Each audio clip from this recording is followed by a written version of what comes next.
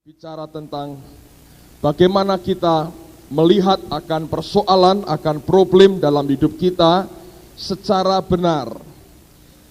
Ada banyak anak Tuhan yang mengeluh dengan kesulitan yang dia hadapi, dengan semua tantangan, dengan semua hambatan, dengan semua masalah yang harus dia kerjakan dan dia hadapi setiap hari. Tetapi seringkali kita tidak melihat akan persoalan itu secara benar. Sehingga akibatnya ada banyak hal yang tidak perlu kita alami dan tidak perlu terjadi, tapi kenyataannya toh berlaku dan terjadi dalam kehidupan kita. Dan manusia, yang namanya manusia ini terbatas sekali, sehingga kita bisa mengerti bahwa seringkali yang hari ini kita sebut sebagai persoalan, sebetulnya malah berkat yang kita pada waktu menghadapinya belum mengerti bahwa itu bukan persoalan, melainkan berkat. Pak Subianto baru cerita dengan kami dalam minggu ini, bagaimana Tuhan memberkati kehidupan mereka. Kira-kira 3 tahun yang lalu, saya masih ingat, Pak Subianto ini pernah menyampaikan akan pergumulannya, akan problemnya. Mereka tinggal di daerah atas, di daerah Gombel sana, ada daerah namanya Ngesrep Barat. Nah, mereka tinggal di situ. Nah, kalau saudara tinggal di atas dan pekerjaan itu di bawah, saudara tahu persoalan yang ada adalah masalah transport dan mungkin juga masalah waktu. Anda bisa bayangkan kalau anak-anak sekolah di bawah, Pak Bianto kerja dan istrinya juga di bawah, gereja juga di bawah, setiap hari harus naik turun, naik turun, naik turun. Nah, kalau hanya sendirian mungkin nggak terlalu merepotkan, tapi kalau ada keluarga, artinya mobil harus dipakai. Nah, mobil dipakai jauh lebih boros daripada sepeda motor atau roda 2. Nah, itu kalau sehari 2 hari mungkin nggak begitu terasa, anggap aja refreshing. Tapi kalau tiap hari, bertahun-tahun rumahnya di atas, bagi beberapa orang, bagi banyak orang tentu ini masalah, saudara. Karena bukan hanya masalah biaya hidup, tapi soal waktu yang ternyata tidak efektif. Nah, ini repot sekali. Memang betul udaranya sejuk, segar, tanahnya bisa masih lapang, tapi kalau dilihat dari kebutuhan sehari-hari itu merupakan problem, itu merupakan masalah. Lalu beberapa teman diundang untuk mendoakan. Saya pernah juga ke sana, kami berdoa sama-sama. Semaksimal yang kami bisa kerjakan, doakan, sudah dikerjakan. Dari nengking setan, roh yang membuat rumah ini nggak laku dijual, segala macam kami kerjakan semua. Tapi hasilnya beberapa tahun kemudian sampai detik ini, toh rumah itu belum ada yang mau beli. Pada waktu itu begitu. Nah, pernah ada beberapa orang mau beli tapi sampai harga 17 juta, orangnya pernah nawar, lalu kemudian nggak pernah balik lagi. Belum ada jawaban ya atau tidak, dia nawar, belum diberi jawaban, tidak pernah kembali lagi. Ini pergumulan, persoalan. Pada waktu itu keluarga Pak Subianto ini melihat rumah yang tidak laku-laku ini jelas merupakan pergumulan, itu merupakan problem, itu merupakan masalah. Kerinduan mereka, kemauan mereka adalah bagaimana supaya rumahku ini cepat dijual, laku, harganya baik, kami bisa pindah di bawah, cari rumah yang layak, dan kami bisa tempati kalau ke gereja, kalau kerja, kalau sekolah, atau ke tempat yang lain tidak terlalu jauh, menghemat banyak sekali, di samping uang juga, waktu juga hemat.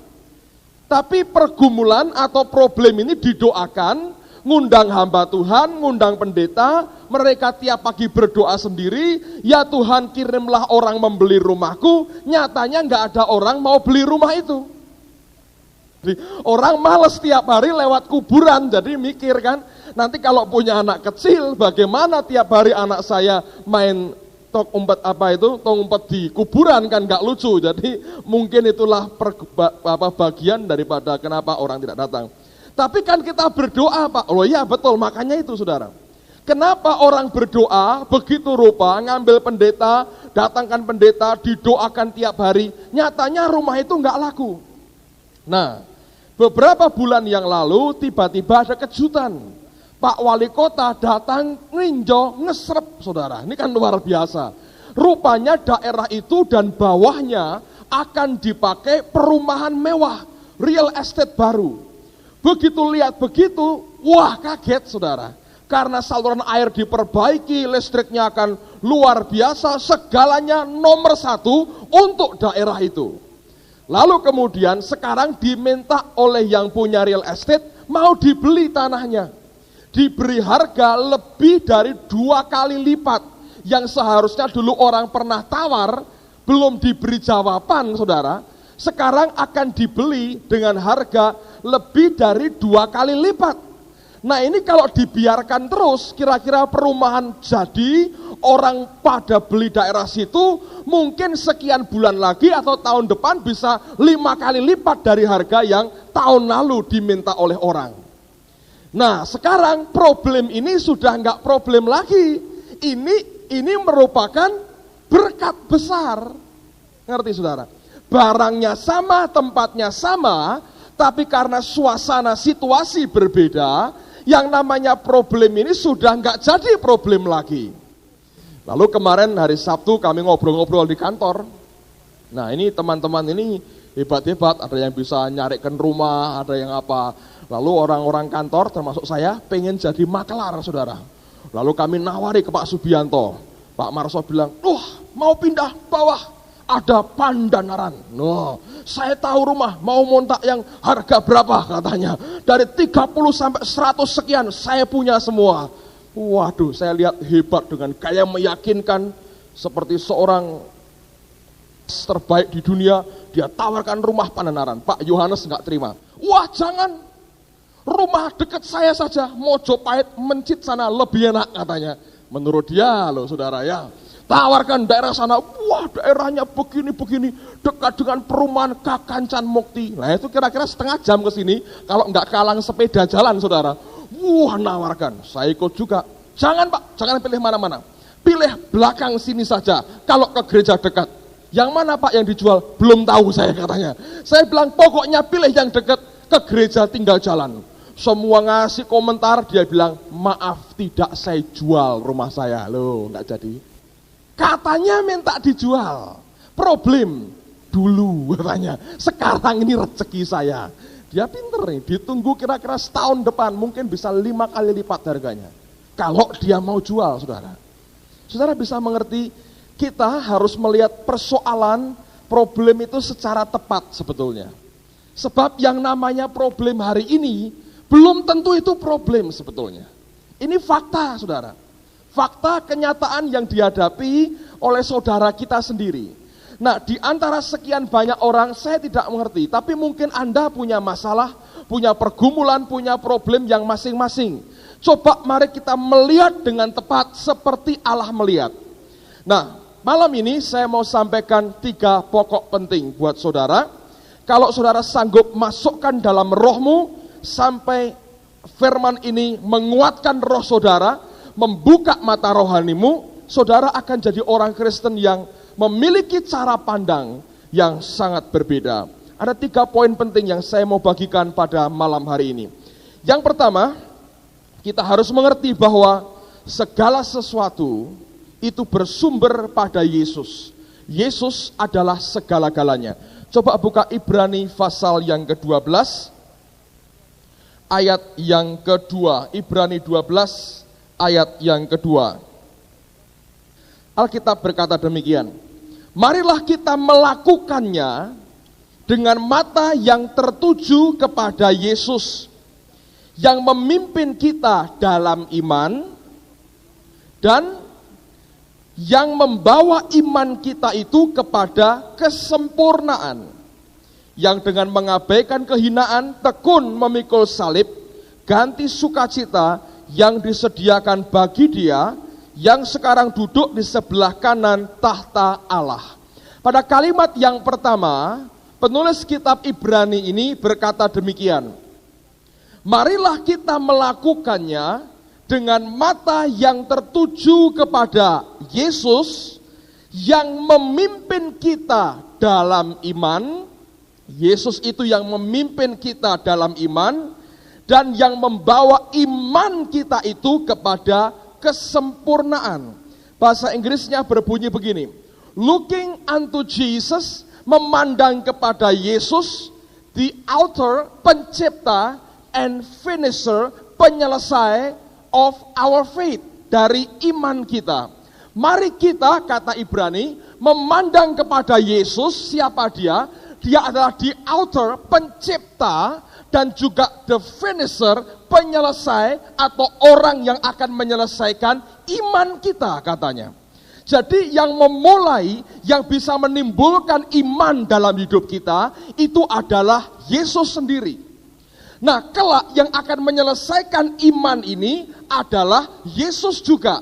Kapan iman itu selesai? Ketika iman itu terjadi seperti yang kita imani, yang kita yakini, kemudian terjadi, nah iman itu selesai. Misalnya begini, saudara beriman untuk sepeda motor.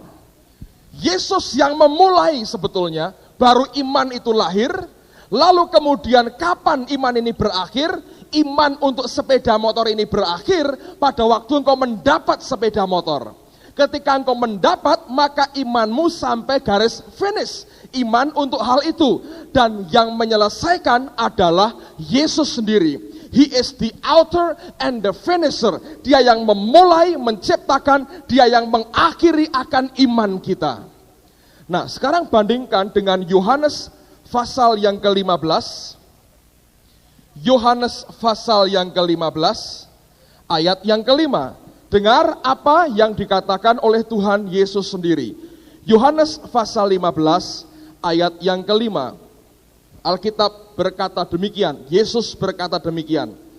Akulah pokok anggur dan kamulah ranting-rantingnya. Barang siapa tinggal di dalam aku dan aku di dalam dia, ia berbuah banyak. Sebab, dengar, di luar aku, di luar Yesus, kamu tidak dapat berbuat apa-apa. Tuhan berkata, di luar aku, di luar Yesus, kamu tidak dapat berbuat apa-apa. He is the author and the finisher of our faith.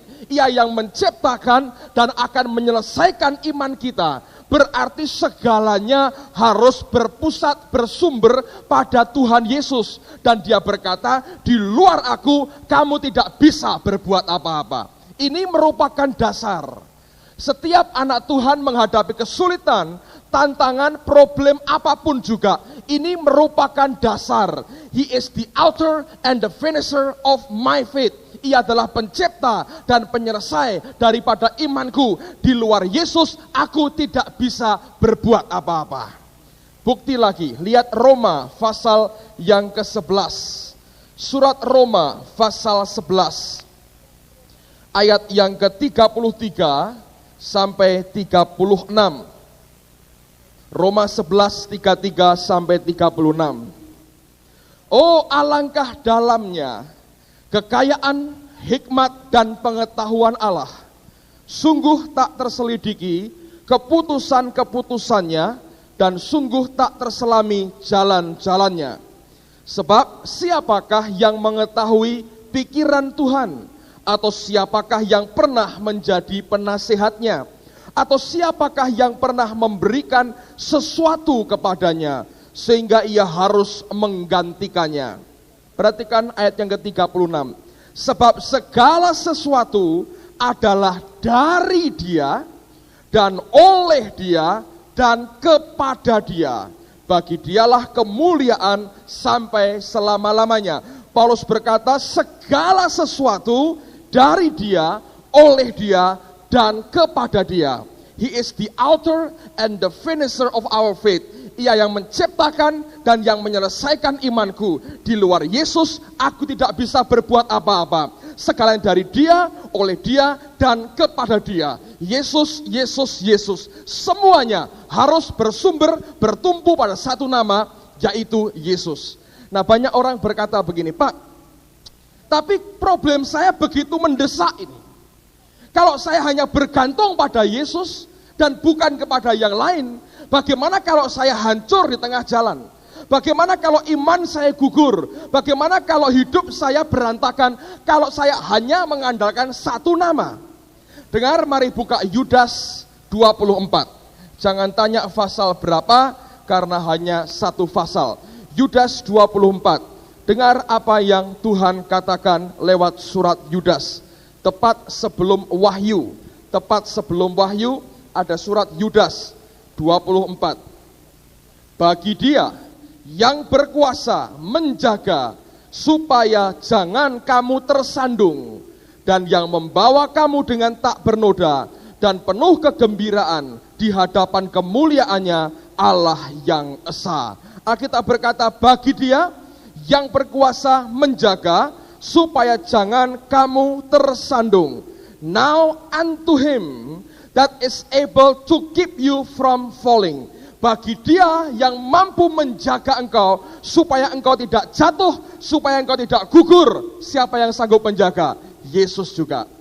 Dia yang memulai, dari Dia, oleh Dia, dikerjakan oleh Dia. Sementara Dia mengerjakan hidup kita, Dia mampu menjaga kita jangan sampai jatuh. Akhirnya tujuannya kepada Dia, the author and the finisher of our faith, yang menciptakan dan penyelesai dari iman kita.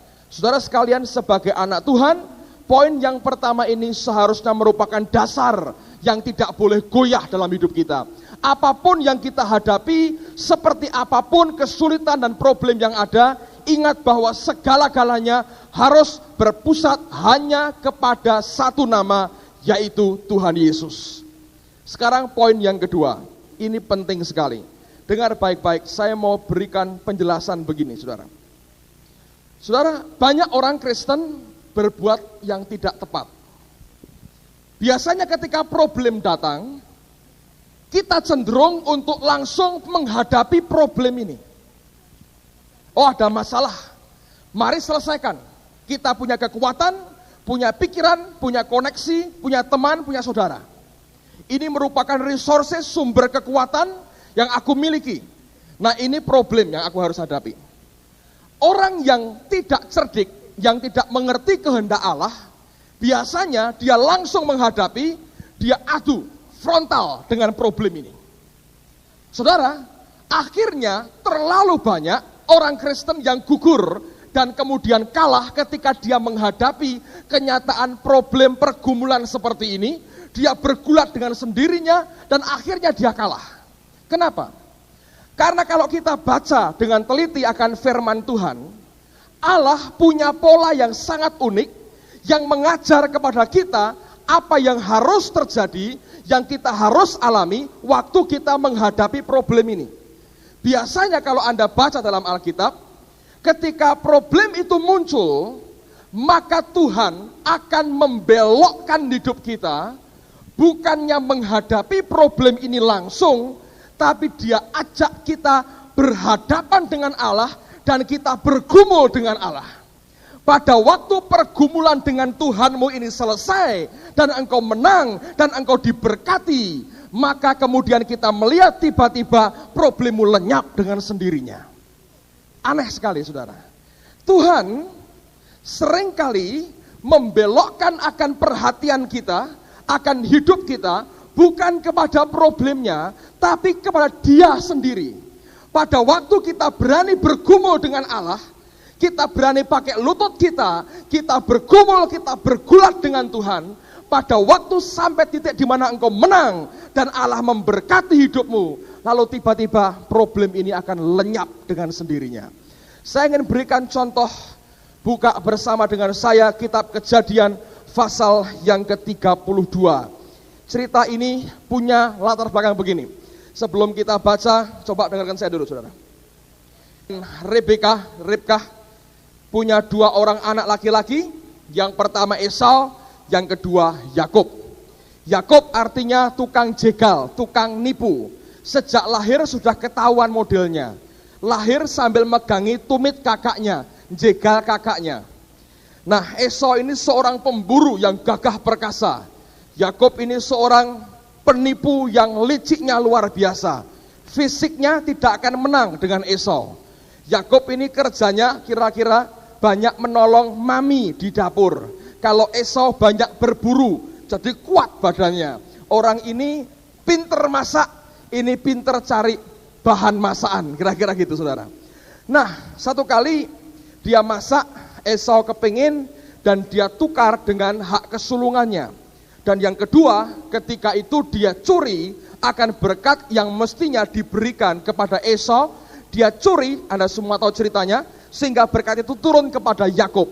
Ketika Ishak mati, ya betul, Ishak mati, Esau begitu benci dan dia berkata, kalau masa perkabungan kematian bapakku lewat, aku akan bunuh Yakub. Itu merupakan nasar, itu merupakan sumpahnya, itu merupakan wujud daripada kebenciannya kepada adik kandungnya sendiri. Nah, Yakub lari kepada pamannya Laban. Dia kerja beberapa tahun, dia dapat 2 orang istri, dan dia punya beberapa orang anak. Akhirnya dia punya ternak yang begitu banyak. Lalu kemudian singkat ceritanya, dia mau pulang ke tanahnya sendiri. Nah, pada waktu dia pulang inilah, dia tahu bahwa Esau masih benci dengan dia, dan dia begitu ketakutan. Coba Anda buka Kejadian pasal 32, saya bacakan mulai ayat yang pertama sampai dengan ayat yang ke-7. Yakub melanjutkan perjalanannya, lalu bertemulah malaikat-malaikat Allah dengan dia. Ketika Yakub melihat mereka, berkatalah ia, ini bala tentara Allah.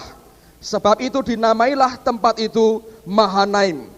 Sesudah itu Yakub menyuruh utusannya berjalan lebih dahulu mendapatkan Esau kakaknya ke tanah Seir, daerah Edom. Ia memerintahkan kepada mereka, beginilah kamu katakan kepada tuanku, kepada Esau, beginilah kata hambamu Yakub, aku telah tinggal pada Laban sebagai orang asing dan diam di situ selama ini. Aku telah mempunyai lembu sapi, keledai dan kambing domba, budak laki-laki dan perempuan.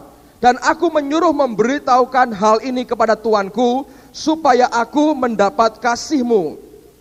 Kemudian pulanglah para utusan itu kepada Yakub dan berkata, kami telah sampai kepada kakakmu, kepada Esau, dan ia pun sedang di jalan menemui engkau, diiringi oleh 400 orang. Lalu sangat takutlah Yakub dan merasa sesak hati. Saudara dengar baik-baik. Esau dengar Yakub akan pulang. 2 kakak beradik lama nggak ketemu. Jadi kalau mau reuni keluarga, mestinya apa yang mereka kerjakan? Kalau itu reuni keluarga, Yakub bawa keluarganya, Esau bawa keluarganya. Lalu keluarga dengan keluarga akan kumpul, lalu mereka reuni keluarga. Tapi yang terjadi justru aneh sekali. Esau datang membawa 400 orang laki-laki. Ini bukan rakyat, ini pasukan. Saudara, kalau dia bawa pasukan 400 orang banyaknya, artinya dia punya niat untuk membunuh akan Yakub. Masih punya niat kuat untuk membinasakan adiknya sendiri. Dan itu yang membuat Yakub begitu takut dan sesak hatinya. Mestinya dia mau coba suap Esau dengan memberi kabar, dengan memberi barang-barang, tapi nggak berguna banyak karena Esau bencinya luar biasa. Sumpahnya dia berkata, aku akan bunuh Yakub. Ketika akan jumpa dengan Yakub, dia bawa berapa? 400 orang pasukan, dan ini sesuatu yang Yakub mengerti. Kalau Esau bawa pasukan, dia pasti akan bunuh aku. Alkitab berkata ia takut dan sesak hati. Segala usaha dia telah coba, dia atur banyak strategi, tapi yang menyelesaikan apa, saudara? Dengar baik-baik. Lihat ayat 22 dari Kejadian pasal 32. Pada malam itu Yakub bangun, dan ia membawa kedua istrinya, kedua budaknya perempuan, dan ke-11 anaknya, dan menyeberang ke tempat penyeberangan sungai Yabok. Sesudah ia menyeberangkan mereka, ia menyeberangkan juga segala miliknya. Lalu tinggallah Yakub seorang diri, dan seorang laki-laki bergulat dengan dia sampai fajar menyingsing. Ketika orang itu melihat bahwa ia tidak dapat mengalahkannya, ia memukul sendi pangkal paha Yakub sehingga sendi pangkal paha itu terpelecok. Ketika ia bergulat dengan orang itu, lalu kata orang itu, biarkanlah aku pergi karena fajar telah menyingsing. Saud Yakub, aku tidak akan membiarkan engkau pergi jika engkau tidak memberkati aku. Bertanyalah orang itu kepadanya, siapakah namamu? Saudnya, Yakub. Lalu kata orang itu, namamu tidak akan disebutkan lagi Yakub, tetapi Israel, sebab engkau telah bergumul melawan Allah dan manusia, dan engkau menang. Bertanyalah Yakub, katakanlah juga namamu. Tetapi sautnya, mengapa engkau menanyakan namaku? Lalu diberkatinyalah Yakub di situ. Yakub menamai tempat itu Peniel, sebab katanya, aku telah melihat Allah berhadapan muka, tetapi nyawaku tertolong. Lalu tampaklah kepadanya matahari terbit ketika ia telah melewati Peniel. Dan Yakub pincang karena pangkal pahanya. Itulah sebabnya sampai sekarang orang Israel tidak memakan daging yang menutupi sendi pangkal paha, karena dia telah memukul sendi pangkal paha Yakub pada otot pangkal pahanya. Orang Israel itu memang penuh dengan simbol-simbol, saudara. Yakub pincang pangkal pahanya, dipukul Tuhan, mereka nggak mau makan. Saya baca tuh buku tentang pesta-pesta orang Israel. Ada pesta tahun baru mereka namanya Rosh Hosanah. Nah, pada waktu mereka sampai sekarang dikerjakan, saudara. Ini tradisi ya, di Alkitab nggak ada, tapi mereka buat tradisi sendiri. Jadi pada waktu mereka merayakan tahun baru, mereka biasanya makan kepala binatang. Biasanya kepala ikan yang mereka makan, jadi buat nggak tahu dimasak apa, saya nggak tahu. Pokoknya makan kepala ikan. Lalu ketika mereka mau makan kepala ikan, mereka angkat kepala itu dan mereka berdoa begini, ya Tuhan, biarlah menjadi kehendak-Mu, kami ini kepala dan bukan ekor. Nah, ini repot orang yang suka makan brutu, saudara. Wah, kami ekor atau kepala ini? Dia bilang, Tuhan, kami ini kepala dan bukan ekor. Kalau ada orang suka kepala, suka ekor, dia berkata, Alfa, Omega, makan semua, saudara. Tapi orang Yahudi dia berkata, kami ini kepala dan bukan ekor, dia makan kepala ikan. Nah, Yakub pincang, terplecok pangkal pahanya, mereka tidak mau makan daging yang menutupi akan pangkal paha. Cuma ini bukan soal makanan yang saya mau sampaikan. Begini, saudara. Ketika Yakub ketakutan, dia ungsikan anaknya, dia ungsikan harta bendanya. Dia tahu dia terancam, sesak hatinya. Ketika dia sendirian, Allah mengajak dia gulat sampai fajar, saudara. Diajak berantem oleh Tuhannya. Dan Yakub ngerti, aku tidak mau lepaskan orang ini sebelum dia memberkati aku. Saudara, ini pergumulan yang serunya luar biasa. Sampai pincang, dia bilang tidak masalah. Pokoknya aku mau bergumul, aku bergulat dengan engkau. Dengar baik-baik. Setelah Allah memberkati, baru apa yang kemudian terjadi, saudara? Lihat pada pasal 33 ayat yang pertama sampai dengan ayat yang keempat. Pasal 33 ayat pertama sampai 4. Yakub pun melayangkan pandangnya, dan dilihatnyalah Esau datang dengan diiringi 400 orang. Maka diserahkannyalah sebagian dari anak-anak itu kepada Lea, dan sebagian kepada Rahel, serta kepada kedua budak perempuan itu. Ia menempatkan budak-budak perempuan itu beserta anak-anak mereka di muka, Lea beserta anak-anaknya di belakang mereka, dan Rahel beserta Yusuf di belakang sekali. Dan ia sendiri berjalan di depan mereka, dan ia sujud sampai ke tanah 7 kali, hingga ia sampai ke dekat kakaknya itu. Tetapi Esau berlari mendapatkan dia, didekapnya dia, dipeluk lehernya, dan diciumnya dia. Lalu bertangis-tangisanlah mereka. Enggak jadi perang, saudara. Yakub ini memang kurang ajar, pilih kasih. Jadi perempuan budaknya taruh depan. Ini grup mati pertama. Lalu Lea yang kurang dia kasih nomor 2, grup mati kedua. Rahel yang paling dia cintai terakhir. Syukur selamat, bisa lari duluan. Nah, dia di depan. Ini barisannya perempuan sama anak-anak semua. Dia nggak mau keluarkan pasukannya. Ini orang kurang ajar. Berlindung pada istri dan anak-anaknya. Perempuan dan anak-anak dipakai sebagai proteksinya. Jadi kalau pasukan lihat anak-anak, masa tegel, bunuh gitu kan kira-kira. Jadi dia proteksi, di depan memang, tapi di belakang ini perempuan sama anak-anak semua. Saudara sekalian, dia pikir dia mati. Tapi apa yang terjadi? Hasil pergumulan semalam dengan Allahnya. Waktu dia berhadapan dengan Esau, Yang muncul di wajah Esau senyum, dia dipeluk, dicium, tangis-tangisan. Wah, gak jadi perang, tangis-tangisan. Ini 400 pasukan Esau mau perang, lihat gitu. Oh, gak sido katanya, tangis-tangisan saudara. Problemnya selesai. Kapan selesai? Waktu semalam dia bergumul dengan Allah. Waktu Allah berkata, aku mau pergi. Dia bilang, tidak. Sebelum kau memberkati aku, pincang ya biar. Pokoknya berkati dulu. Waktu Allah memberkati dia. Ketika problem datang, ketika masalah datang, jangan sekali-kali engkau berani menghadapi itu sebelum kau selesaikan pergumulanmu dengan Allah di dalam doamu. Kenapa? Ada hukum, dengar baik-baik. Kalau engkau tidak bisa bergumul dengan Allah, dan engkau tidak mau bergumul dengan Allah, engkau harus bergumul dengan problemmu sendiri, saudara. Kalau engkau tidak mau menyembah Allah, engkau akan dibuat menyembah kepada manusia. Kalau engkau tidak mau taat kepada Allah, engkau akan dibuat taat kepada manusia. Kalau engkau tidak mau tersungkur di depan Tuhan, engkau akan tersungkur kalah di depan problem dan persoalanmu sendiri. Yakub ngerti, kalau dia memberkati aku, ini akan selesai dan aku akan menang. Dan Allah membuktikan, saudara. Kebengisan dendam bertahun-tahun sirna dalam sekian detik.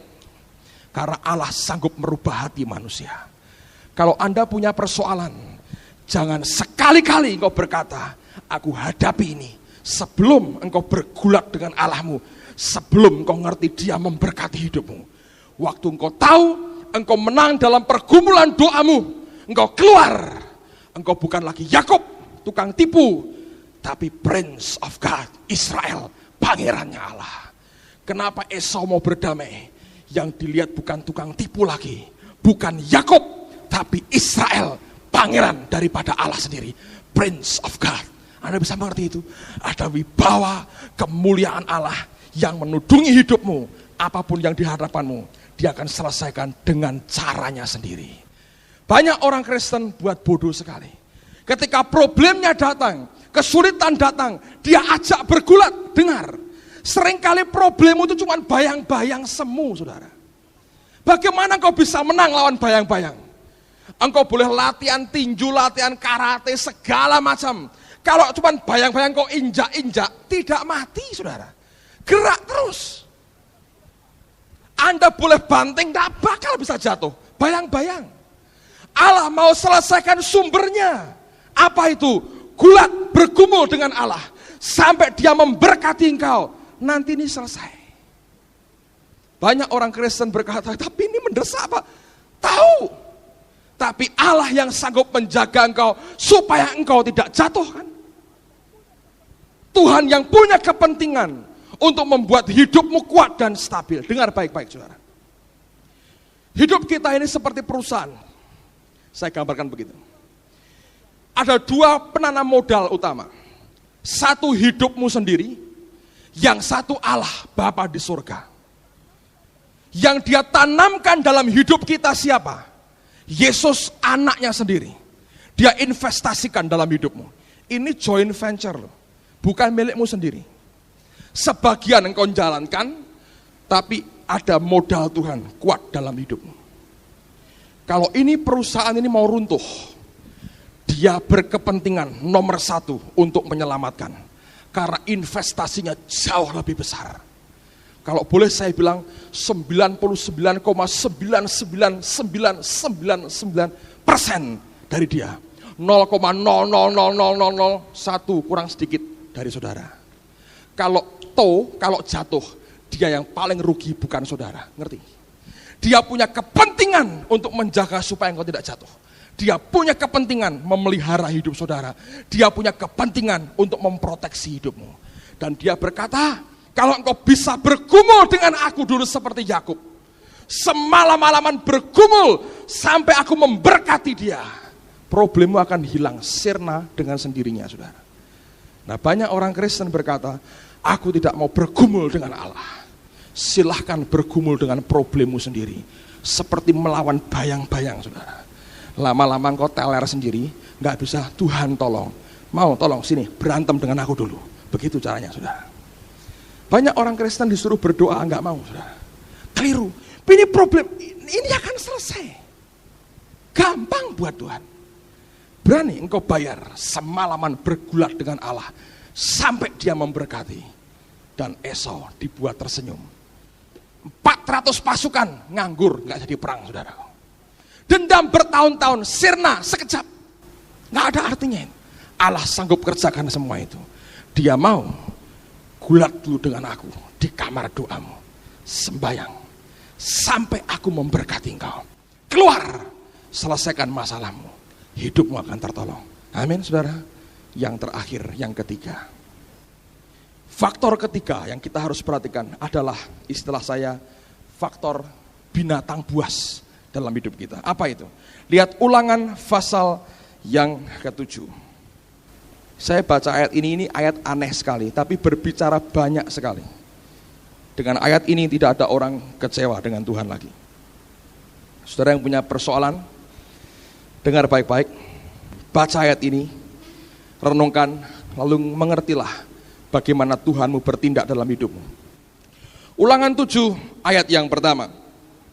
Apabila Tuhan Allahmu telah membawa engkau ke dalam negeri kemana engkau masuk untuk mendudukinya, dan ia telah menghalau banyak bangsa dari depanmu, yakni orang Het, orang Girgasi, orang Amori, orang Kanaan, orang Feris, orang Hewi, dan orang Yebus, 7 bangsa yang lebih banyak dan lebih kuat daripadamu. Lalu kemudian ini merupakan daftar, Anda baca terus, kita lompat. Bagaimana caranya mengatasi 7 bangsa ini? Ayat 22, lihat. Tuhan Allahmu akan menghalau bangsa-bangsa ini dari hadapanmu sedikit demi sedikit. Engkau tidak boleh membinasakan mereka dengan segera. Kenapa? Supaya jangan binatang hutan menjadi terlalu banyak melebihi engkau. Demikianlah Tuhan Allahmu akan menyerahkan mereka kepadamu dan akan mengacaukan mereka sama sekali sampai mereka punah. Pada ayat yang pertama diberi 7 daftar nama suku.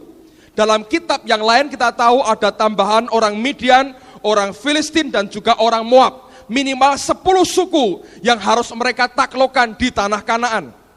Nah, Alkitab berkata, Allah berkata, jangan kalahkan mereka semua. Engkau akan mengalahkan mereka sedikit demi sedikit. Supaya jangan sampai binatang hutan, bahasa Inggrisnya beast, binatang buas, terlalu banyak bagi kamu. Nah, ini kata saudara Thomas tadi, prinsip ekosistem kerajaan surga. Gini saudara, dengar baik-baik.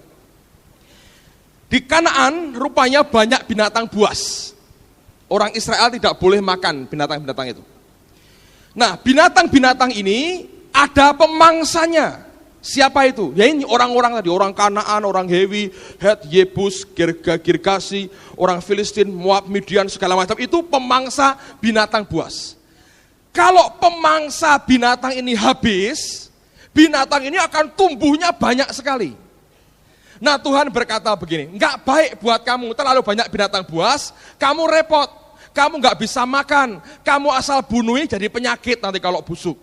Jadi, supaya ini binatang buas enggak terlalu banyak, kamu masih butuh ini bangsa-bangsa ini, untuk apa? Memangsa mereka. Nanti kalau binatang buasnya makin sedikit, nah ini juga makin enggak dibutuhkan. Ini hanya alat.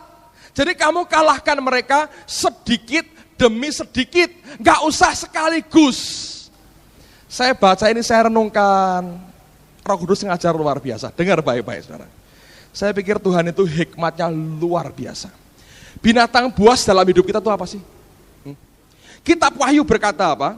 Ada the beast, si jahat itu, antikris, simbolnya 666.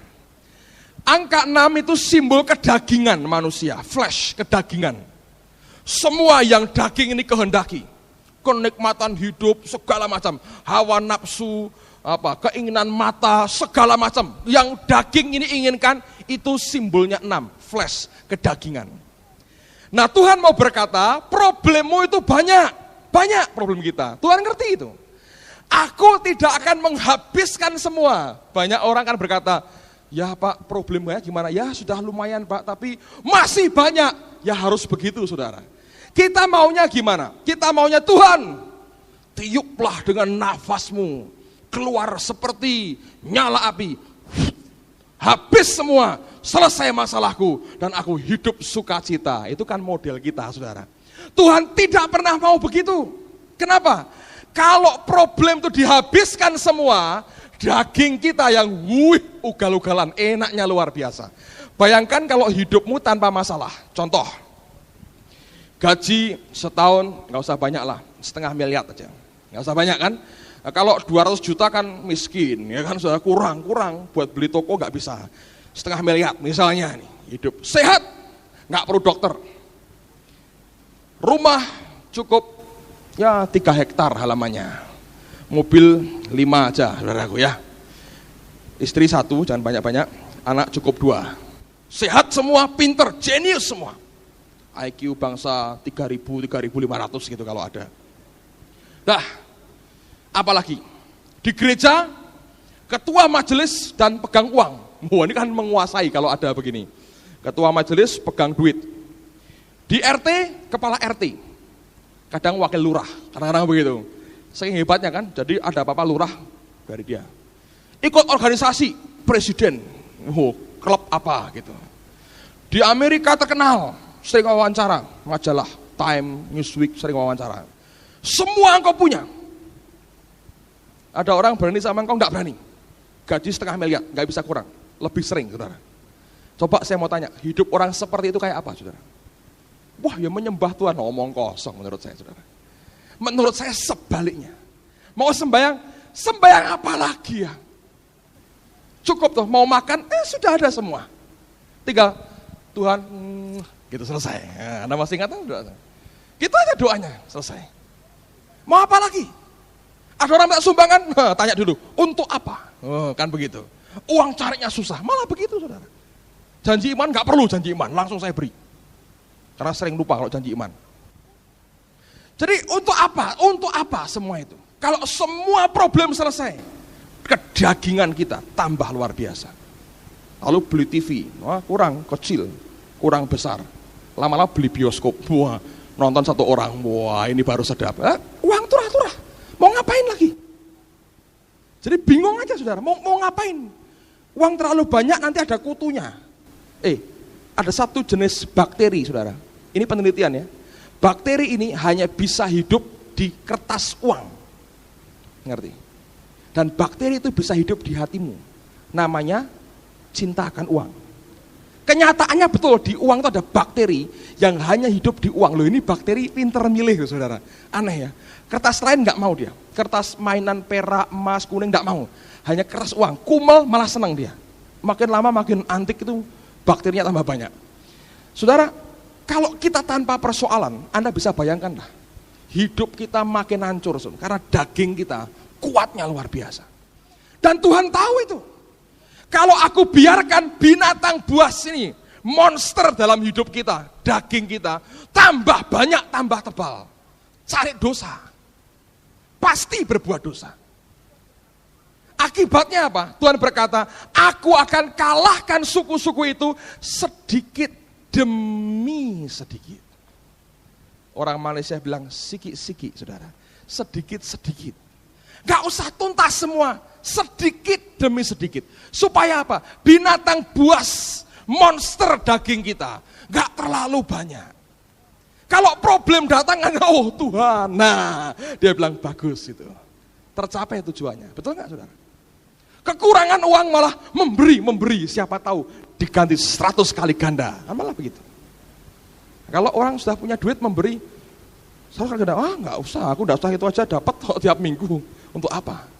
Kenyataan faktanya begitu. Dengar baik-baik. Lalu apa ini? Suku-suku ini, ternyata setiap nama suku itu punya arti nama masing-masing. Saya berikan buat saudara minimal 10 suku yang Alkitab tulis tadi 7, ada 3 tambahan yang lain. Yang pertama, suku Het atau orang Het. Het itu artinya teror atau teroris. Seringkali dalam hidup kita muncul teror.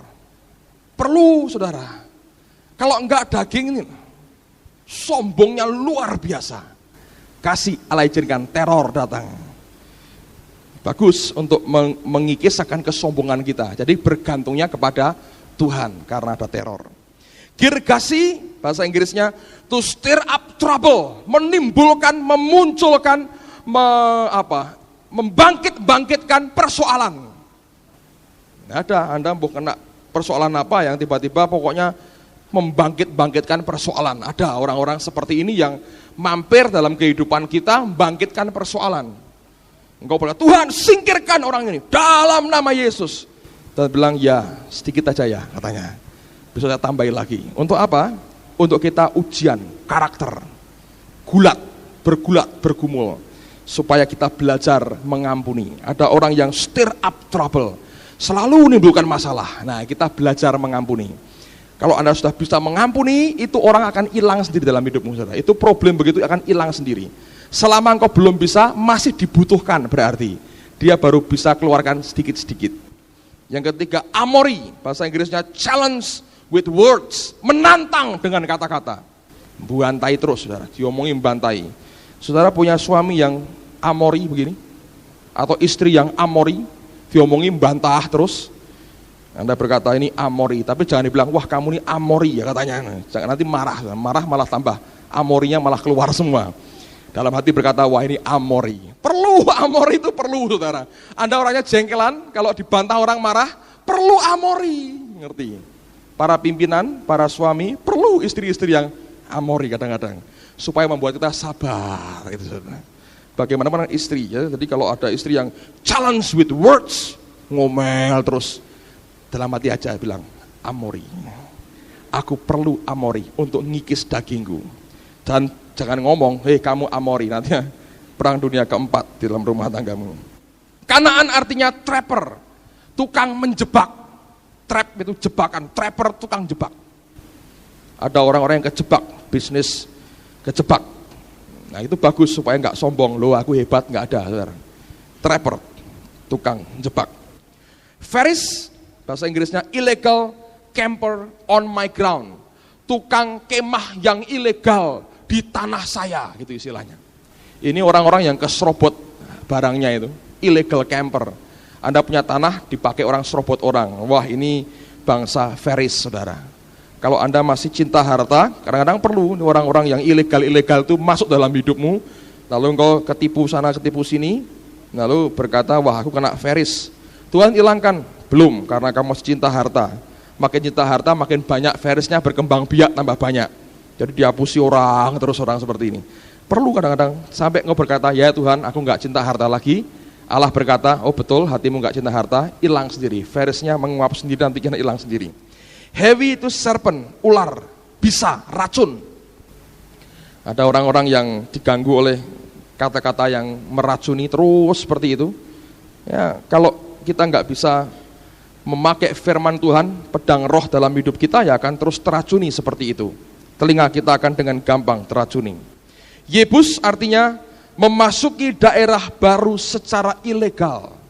Masuk daerah baru secara ilegal. Diajar, didorong untuk intervensi secara ilegal. Ini seringkali jadi masalah dalam kehidupan kita. Ada dorongan-dorongan jahat dalam hidup kita. Problem-problem yang membuat dorongan jahat dalam hidup kita. Dan Tuhan berkata seringkali itu merusak, menghantam balik kehidupan kita. Dan baru bisa selesai kalau engkau singkirkan semua kecintaan akan harta dalam hidup kita. Midian itu strife, contention, pertengkaran. Ribut, cekcok terus. Ini temannya Amori, saudara. Kalau Amori Anda ladeni, challenge with words, tantang kata-kata, Anda bantah lagi, Midian datang, strife, contention. Anda pikir, Pak rumah saya kok strife terus, itu Midian. Lah kok enggak hilang-hilang Pak? Ya kadang-kadang perlu untuk ngikis dagingmu. Belajar untuk kita menguasai diri, jangan banyak ngomong, banyak berdoa, saudara. Jangan banyak ribut, jangan sering adu argumentasi dengan orang yang tidak perlu. Dan itu menolong kita untuk mematikan daging kita. Filistin, ini aneh sekali. To wallow in the dust. Itu berkubang pada debu, pada tanah, pada pasir. Ini simbol self pity, orang yang merasa kasihan terus dengan diri sendiri. Jadi nyungsepnya di tanah, di debu terus. Ini nggak pernah hilang. Oh, ini kalau orang begini akan terus diteror oleh banyak masalah sehingga dia seperti orang nelongso. Hidup saya kok begini, ini kok begini, kecewa terus sama orang, negatif terus sama orang. Kok nggak hilang-hilang Tuhan? Lah itu untuk ngikis itu dagingmu, saudara. Anda akan dihadapkan kepada orang-orang seperti ini. Terakhir Moab itu against, pemberontakan, rebellion, pemberontakan dalam hidup kita. Seringkali muncul dalam usaha, dalam kita ngatur karyawan, ngatur bawahan, itu muncul pemberontakan seperti itu. Itu penting buat kita, saudara, untuk ngikis kedaginganmu sendiri. Engkau berteriak, Tuhan singkirkan Moab dalam hidupku. Tuhan bilang, ya satu aja, yang tiga biar masih kuat-kuat. Untuk apa? Untuk menghancurkan akan binatang buas dalam hidup kita. Anda ngerti itu?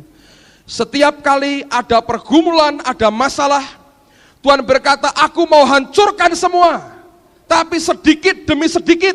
Supaya apa? Binatang buas jangan terlalu banyak dalam hidupmu. Itu maunya Tuhan. Ayat terakhir, lihat apa yang Paulus katakan. 2 Korintus pasal yang ke-12. Paulus juga mengalami akan hal yang sama. 2 Korintus pasal yang ke-12. Ayat 7 sampai dengan ayat yang ke-10.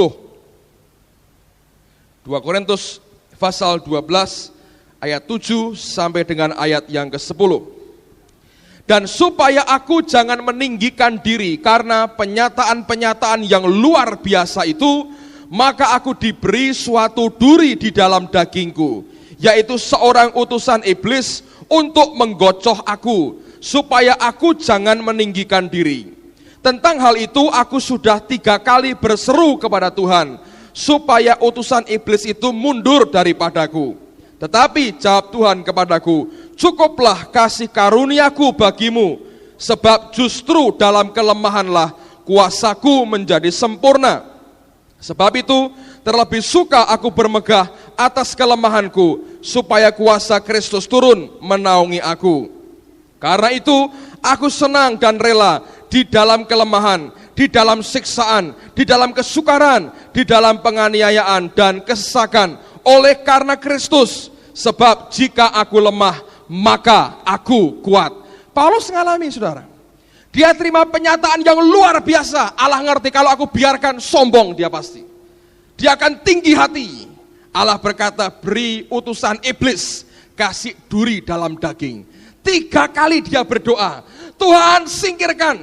Tuhan diam aja. 3 kali dia berdoa, dia bilang, tidak Paulus, aku sudah cukup baik dengan kamu, sudah luar biasa, cukup kasih karuniaku. Itu perlu buat kamu. Untuk apa?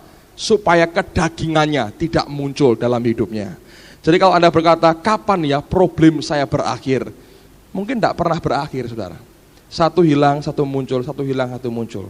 Tapi bukan supaya engkau hancur hidupmu. Allah nggak pernah iseng, saudara. Dengar.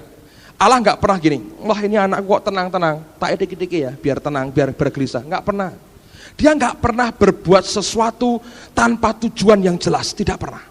Semua yang dia kerjakan punya nilai kekal yang luar biasa, yang manusia tidak mungkin bisa mengerti.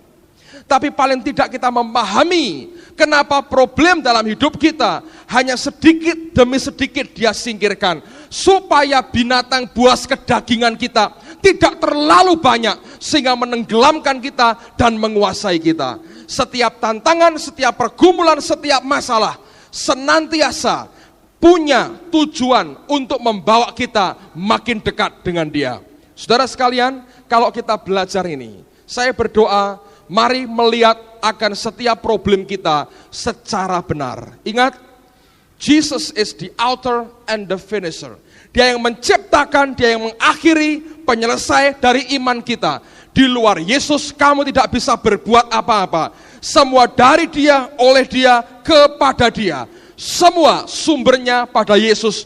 Dan hanya Dia yang sanggup menjaga kita supaya tidak jatuh. Yang kedua, kita belajar tadi. Sesuatu yang kita hadapi, jangan sekali-kali engkau hadapi sebelum engkau bergumul dengan Allah dan engkau menang dalam pergumulan dan Allah memberkati hidupmu. Pada waktu Allah memberkati engkau, hadapi itu, engkau akan keluar sebagai pemenang. Makanya perlu jadi orang Kristen yang berdoa tiap hari, bergumul dengan Allah, bergulat dengan Allah, sampai dia memberkati kita. Dan yang ketiga, mari belajar. Allah berjanji semua akan dia kalahkan, tapi sedikit demi sedikit. Kenapa? Untuk supaya daging kita tidak terlalu kuat menguasai kita. Saudara, akhirnya kembali kepada siapa? Kembali kepada kita. Engkau mau problemmu selesai? Selesaikan kedaginganmu. Sangkal diri, pikul salibnya. Serahkan hidupmu total ke Dia. Dengan sendirinya masalahmu akan selesai. Kalau Allah berkata, cukup yang satu ini sudah aku anggap selesai, akan pergi dengan sendirinya, saudara. Jangan hadapi dulu, karena sebelum engkau bergumul dengan Allah, engkau gak bisa keluar sebagai pemenang. Karena terlalu banyak problem yang muncul, ternyata akibat dosa dan kesalahan kita. Waktu engkau bergumul dengan Allah, engkau akan dibuat sadar kalau itu karena dosa. Begitu engkau bertobat minta ampun, ini akan selesai. Ngerti saudara? Kalau itu karena serangan kuasa gelap, dia akan memberitahu dan engkau berkata, ini caranya Tuhan yang aku harus kerjakan. Allah akan mengaminkan itu, memberikan berkatnya dalam hidupmu. Kalau kita tidak kerjakan itu, kita akan tenggelam dan ditelan oleh karena masalah kita sendiri. Kalau saudara masih punya persoalan yang begitu banyak, Anda harus mengerti, Dia selesaikan sedikit demi sedikit untuk mengikis kedaginganmu. Kalau engkau tidak sabar, engkau bilang, sekarang semua Tuhan, Dia bilang tidak. Karena dengan itu aku membiarkan dagingmu menguasai akan hidupmu total. Anda mengerti firman Tuhan malam ini? Kita berdiri bersama-sama saudara. Haleluya. Naikkan satu pujian, Dia terlebih besar, Dia terlebih besar. Di dalamku, Dia terlebih besar, di dalamku selama-lamanya. Mari segenap hati katakan, Dia terlebih besar, Dia terlebih besar di dalamku, di dalamku.